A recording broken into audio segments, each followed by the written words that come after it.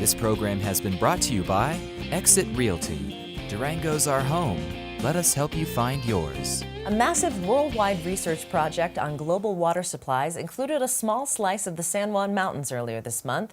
Thanks to the Silverton Avalanche and Snow Studies Center, the center hosted more than a dozen snow and water scientists for 3 weeks in February to measure the water volume of snow in the Senator Beck Basin at the top of Red Mountain Pass. They were just one of hundreds of similar research teams operating simultaneously around the globe in a project organized by NASA.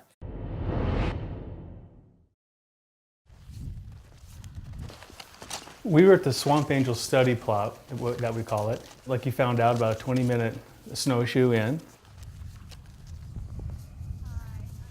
It's at the lower portion of the basin. All the precipitation that falls in our watershed here, when it comes down as runoff, exits right there at the stream gauge. And so it's a good way to measure all the water that exits the watershed. I'm a snow hydrologist, and I study how the snow absorbs and reflects sunlight. The amount of sunlight that's absorbed is the main driver of snow melt. So I'm out here actually measuring the reflectivity of the snow surface.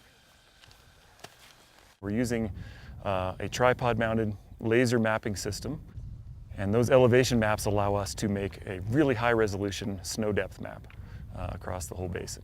Good definition on the spiral there. It's the same type of measurement that's being made from one of the aircraft that's flying. And so we're using this system to get a different look angle and a different resolution on the same target that helps us validate the accuracy of those measurements from the air. We're here to design the future of snow remote sensing and our ability to determine our water supply in years to come.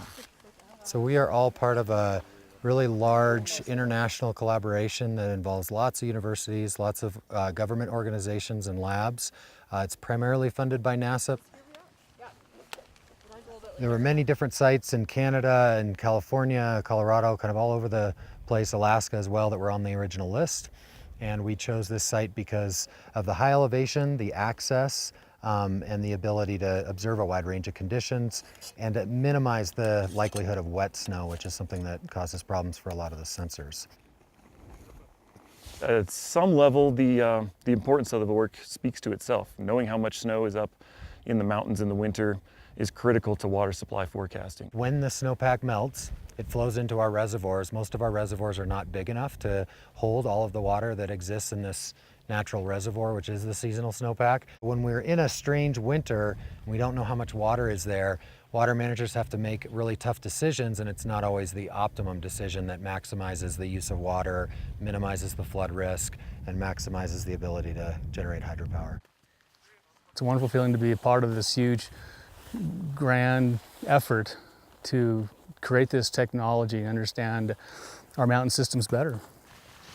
So many of these folks are colleagues that I've known for years, and to get out in the field with them and actually make coincident measurements, it's scientifically exhilarating and it's fun on a personal level as well. You know, it's people that you might collaborate with or talk with on the phone every now and then, but to bring everyone together in one place is really great. And to get all of the different measurements at one time as all the planes are flying overhead is an incredible scientific opportunity.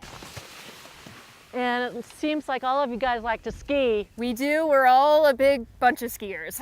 So at the end of the day, do you go take a couple of runs? Yes. It's a perk of the job.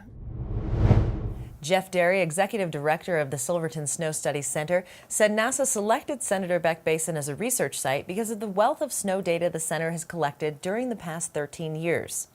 Regional water management agencies use the snow data to make water storage and release decisions through spring and summer. For more information, visit the Silverton Center's website at snowstudies.org.